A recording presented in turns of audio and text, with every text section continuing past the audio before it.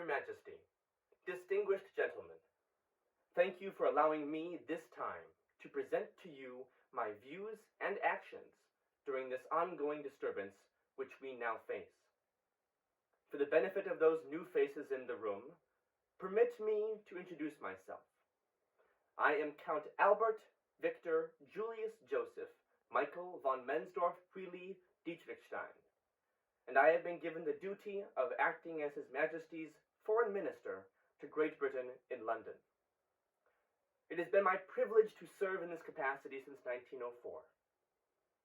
Concerning the current crisis, as some call it, I have striven at every turn to advocate for peace, lest we find ourselves embroiled in a costly and damaging war.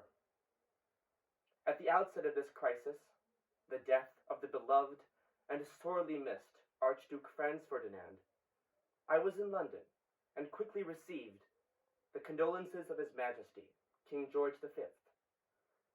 As the crisis has developed, I have been attempting to facilitate the preservation of peaceful relations between Austria-Hungary and Great Britain.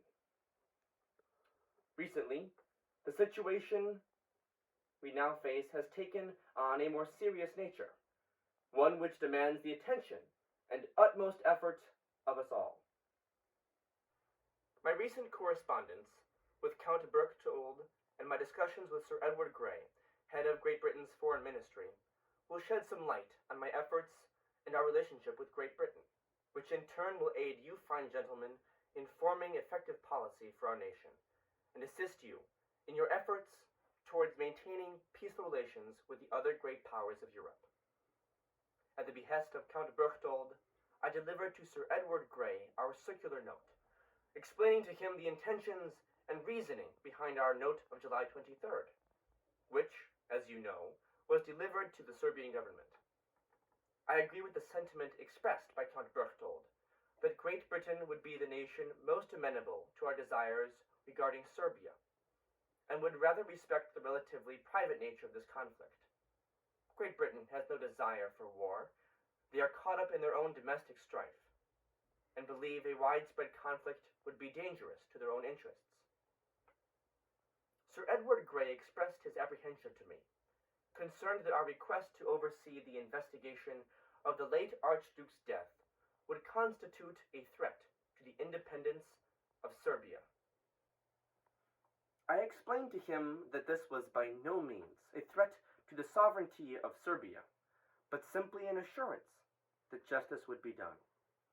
As I mentioned before, Sir Edward Grey is of the mind that this conflict should remain between Austria-Hungary and Serbia.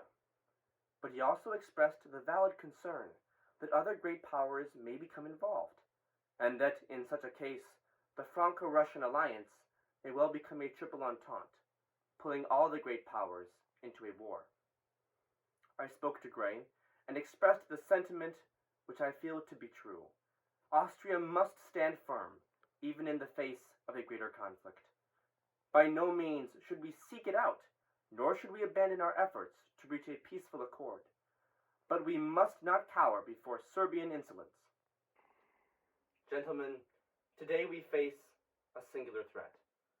We cannot allow the ridicule and bravado of an upstart province, which we have for so long nurtured and supported, to threaten our status and nature as a great power, one which has established and fought for its place at the table of Europe, while not forsaking our own stability, nor recklessly abandoning the peace which we now possess. We must protect what is ours, and stand fast against the tides that rise. So I implore you, go to the powers whom you now represent us to, and work with them to make peace. Show Russia that our quarrel is not with them. Ask Germany to stand fast with us. Show France that she need not worry about her investments, and convince Serbia that her best interests lie with us. As for me, I continue to seek peace in the halls of England. Thank you, gentlemen, for your time and attention, and may God bless us all.